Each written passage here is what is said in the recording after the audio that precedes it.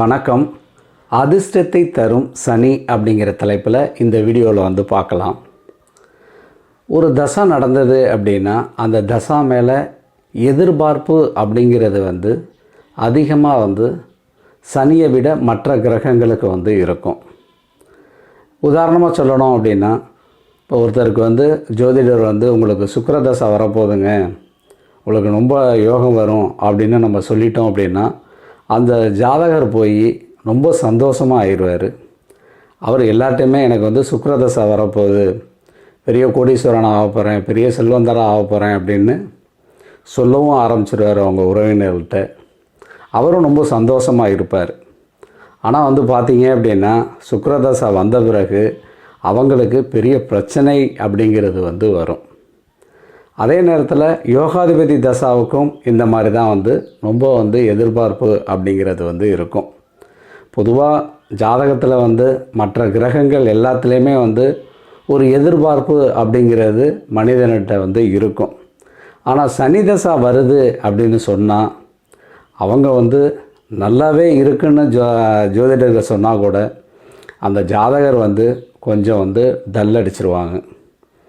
ஏன் அப்படின்னா, ஐயோ சனி அப்படிங்கிறவர் வந்து நமக்கு வந்து பெருசாக வந்து கெடுதலை கொடுத்துட போகிறாரு, அவர் வந்து கெட்டவர் தான், அவர் வந்து ரொம்ப நம்மளுக்கு வந்து பாவத்தை செஞ்சிட போகிறாரு, ரொம்ப கொடுமையான வாழ்க்கையாக இருக்க போகுது இனிமே அப்படிங்கிற மாதிரியான ஒரு எண்ணம் வந்து மக்கள் மனதில் நிறையா வந்து பரவி கிடக்கு. அதுக்கு வந்து பார்த்திங்க அப்படின்னா சனியை பற்றி வச்சிருக்க தவறான ஒரு அபிப்பிராயம்தான். மற்ற கிரகங்கள் அப்படிங்கிறது கொடுக்கறத விட சனி பகவானும் நிறையா வந்து கொடுப்பாக தான் செய்வார். அதுலேயும் வந்து இந்த அதிர்ஷ்டம் அப்படிங்கிற ஒரு விஷயத்தில் வந்து சனி பகவான் கொடுக்கறது அப்படிங்கிறது ஒரு மிகப்பெரிய அளவில் வந்து அதிர்ஷ்டத்தை வந்து அவர் வந்து கொடுப்பார். நம்ம ஜோதிடத்தில் என்ன சொல்லியிருக்காங்க அப்படின்னா, மற்ற கிரகங்கள் கொடுக்கறது அதுவே வந்து பிடுங்கி கொள்ளும் அப்படின்னு சொல்லுவாங்க. இப்போ உதாரணம் பண்ணோம் அப்படின்னா, ராகுதசை ஒருத்தருக்கு நடக்குது அப்படின்னா ஃபஸ்ட்டு வந்து அவருக்கு வந்து நிறைய வந்து கொடுத்துருவாருங்க.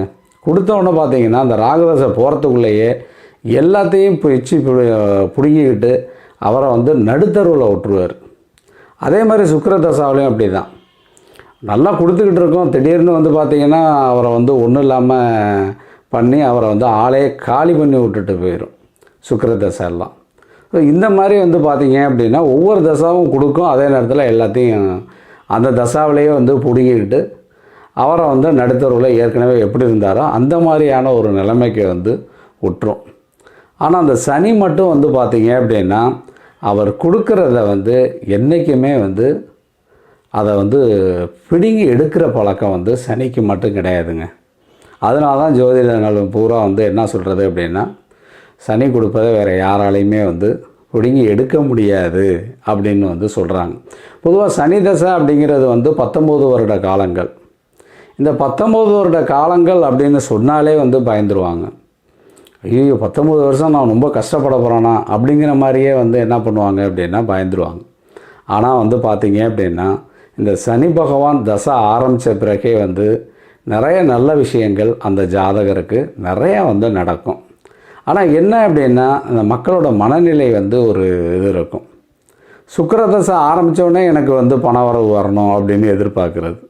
அதே மாதிரி வந்து பார்த்திங்கன்னா சனி தசை ஆரம்பித்த உடனேயே எனக்கு வந்து பெரிய கோடீஸ்வரனாக வந்துடணும் அப்படிங்கிற மாதிரி வந்து எதிர்பார்ப்பாங்க. நம்ம பலருக்கு வந்து ஜோதிடம் வந்து சொல்லும் போது வந்து சொல்லியிருக்கோம், உங்களுக்கு சனி தசை வரப்போகுதுங்க, சனி ஒரு நல்ல இடத்துல இருக்கார், அந்த சனி வந்து உங்களுக்கு மிகப்பெரிய கோடீஸ்வர யோகத்தை கொடுக்க போகிறாரு, அவர் மிகப்பெரிய புதல் யோகத்தை கொடுக்க போகிறாருங்க அப்படின்னு வந்து சொல்லிவிடுவோம். ஆனால் வந்து என்ன பண்ணுவாங்க அப்படின்னா சனி தசை ஆரம்பித்து ஒரு 10 நாள்லேயே வந்து நம்மள்கிட்ட ஃபோன் பண்ணி கேட்பாங்க, இல்லை நேரடியாக வந்து கேட்டுருவாங்க, என்னங்க நீங்கள் கொடுக்கணும்னு சொன்னீங்க, எனக்கு ஒன்றுமே மாற்றம் இல்லை அப்படிங்கிற மாதிரி வந்து கேட்க ஆரம்பிச்சிருவாங்க. பொறுமையாக தான் வந்து சனி கொடுப்பார். எந்த ஒரு விஷயத்தையுமே வந்து சனி பகவான் ரொம்ப ஆலோசனை பண்ணி நிதானமாக மந்தமாக வந்து தான் வந்து அதை வந்து கொடுப்பார். மற்ற கிரகங்கள் மாதிரி திடீர்னு கொடுத்து திடீர்னு எடுக்கிறவர் சனி பகவான் கிடையாது. அவர் வந்து பொறுமையாக கொண்டாந்து கொடுப்பார். அந்த பொறுமையாக கொடுக்குறத அப்படியே நிரந்தரமாக நீங்கள் வைத்துக்கொள்கிற மாதிரியான ஒரு நிலையை உங்களுக்கு உருவாக்கி தான் அவர் வந்து கொடுப்பார். பொதுவாக வந்து என்னென்னா, மற்ற கிரகங்கள் வந்து அதிர்ஷ்டத்தை வந்து நிறையா கொடுக்கும், ஆனால் சனி வந்து உழைப்பை கொடுப்போம் அப்படிங்கிற மாதிரி சொல்லுவாங்க. சனி வந்து உழைப்புக்கு உள்ள கிரகம் அப்படிங்கிற மாதிரி வந்து ஒரு பின்பம் வந்து இருக்கும். அது உழைப்புக்கு இருக்குது அப்படிங்கிறது வந்து ஏற்றுக்கொள்ளக்கூடிய ஒரு விஷயந்தான். ஆனால் இவர் எப்படி உழைப்பு இல்லாமல் அதிர்ஷ்டத்தை கொடுப்பார் அப்படின்னா, சனி உங்களுடைய ஜாதகத்தில் மறைவு ஸ்தானம் அப்படின்னு சொல்லக்கூடிய இடத்துல வந்து இருக்கணுங்க. மறைவு ஸ்தானத்தில் வந்து சனி பகவான் இருந்துட்டார் அப்படின்னா, நீங்கள் உழைக்காமையே உங்களுக்கு அதிர்ஷ்டம் அப்படிங்கிறது வந்து கிடைக்கும். ஒரு சிலருக்கு வந்து பார்த்திங்கன்னா, மறைவு ஸ்தானத்தில் சனி பகவான் இருப்பார். அவர் எங்கே வேலைக்கு போனாலும் வேலையே கிடைக்காது. அது என்ன மாதிரி வேலை அப்படின்னா, ஒரு சாதாரண வேலைக்கு உழைச்சி சம்பாதிக்கணும் அப்படின்னு சொல்லிட்டு ஒரு கம்பெனியில் வேலை பார்த்தா கூட அவரால் உழைச்சி அந்த வேலையில் வந்து இருக்க முடியாது.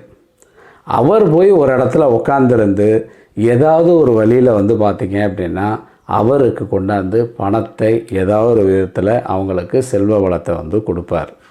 இது இந்த காலத்தில் சாத்தியமா அப்படின்னு கேட்கலாம். கண்டிப்பாக பலருக்கு வந்து பார்த்திங்க அப்படின்னா அவங்களுக்கு சாத்தியமாக இருக்கும். இல்லைன்னா அவங்க மூளையை வச்சு சம்பாதிக்கக்கூடிய ஒரு மனநிலையில் இருப்பாங்க. மூளைன்னா அவங்க வேறு எதுவும் பொருளாதாரத்தை போடாமல் மூளையை மட்டும் முதலீடாக போட்டு அவங்களுக்கு வந்து பார்த்திங்க அப்படின்னா அவங்க வந்து சம்பாதிக்கிற மாதிரியான ஒரு நிலை வந்து இருக்கும். அதை தான் சனி பகவான் வந்து கொடுப்பார். அப்போ வந்து சனி வந்து நேரடியாக தொடர்பெல்லாம் இருக்கக்கூடாதுங்க. நேரடியாக தொடர்பு அப்படின்னா திரிகோணம், கேந்திரம், இந்த மாதிரி விஷயங்கள் எல்லாம் இடத்துலலாம் சொல்லக்கூடிய இடத்துலலாம் இருந்தார் அப்படின்னா அவர் கண்டிப்பாக பிரச்சனையை தான் கொடுப்பார். சனி பகவான் உங்கள் ஜாதகத்தில் மறைவு ஸ்தானம் அப்படின்னு சொல்லக்கூடிய இடத்துல இருந்தாருன்னு வைங்களேன், கண்டிப்பாக உங்களுக்கு மிகப்பெரிய அதிர்ஷ்டம் அப்படிங்கிறது வந்து கிடைக்கும். அது வந்து சனி தசா தான் நடக்கணும் அப்படின்னு கிடையாது.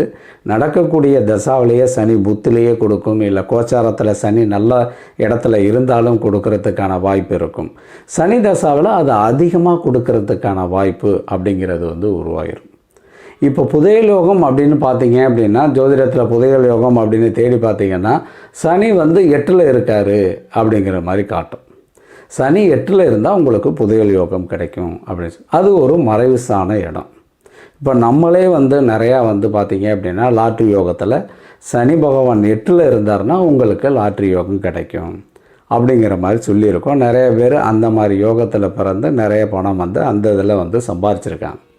அதே மாதிரி தான் என்ன அப்படின்னா, சனி மறைவு ஸ்தானங்கள் அப்படின்னு சொல்லக்கூடிய 3லேயோ 6லேயோ 8லேயோ இல்லை 12ல் கூட இருந்தால் கூட உங்களுக்கு அதிர்ஷ்ட வாய்ப்பை மிகப்பெரிய அளவில் கொடுக்கக்கூடிய ஒரு கிரகமாக வந்து சனி பகவான் வந்து இருப்பார். இதுக்கு என்ன அப்படின்னா, உங்கள்கிட்ட நிறைய பொறுமை அப்படிங்கிறது இருக்கணும். அதற்கான வழிமுறை என்ன அப்படிங்கிறதையும் நீங்கள் கொஞ்சம் நல்லா ஆலோசனை பண்ணி பார்த்துட்டு அதுக்கு தகுந்த மாதிரி நீங்கள் செயல்பாடை வந்து செயல்பட்டீங்க அப்படின்னா கண்டிப்பாக அதிர்ஷ்ட வாய்ப்பு அப்படிங்கிறது மற்ற கிரகத்தை விட சனி பகவானுக்கு அதிக வாய்ப்பு இருக்குது. அவர் கொடுக்கறது மிகப்பெரிய அளவில் கொடுப்பார். சாதாரணமாக லட்சத்தில் கொடுக்க மாட்டார், கோடிகளில் கொட்டி கொடுக்கறது யார் அப்படின்னா ராகு, கேது, மற்ற சுக்கிரன் இவர்களை விட சனி தான் வந்து அதை வந்து செய்வார். நாம் வந்து ஏற்கனவே நிறையா வீடியோவில் வந்து சொல்லியிருக்கோங்க இதை பற்றி. சனி வந்து மறைவு ஸ்தானத்தில் இருந்தால் நிறையா கொடுப்பாரு அப்படின்னு சொல்லியிருப்போம். உங்களுடைய ஜாதகத்திலையும் சனி பகவான் மறைவு ஸ்தானத்தில் இருந்தார் அப்படின்னா கண்டிப்பாக நீங்கள் வந்து அதிர்ஷ்டசாலியாக வருவதற்கான வாய்ப்பு வந்து நிறையா இருக்கும். இதை நல்லா பயன்படுத்திக்கிடுங்க. உங்கள் சுய ஜாதகத்தை நல்லா ஆலோசனை பண்ணி நல்லா ஆராய்ந்து பாருங்கள். கண்டிப்பாக அந்த வாய்ப்பு அப்படிங்கிறது உங்களுக்கு கிடைக்கும். நன்றி.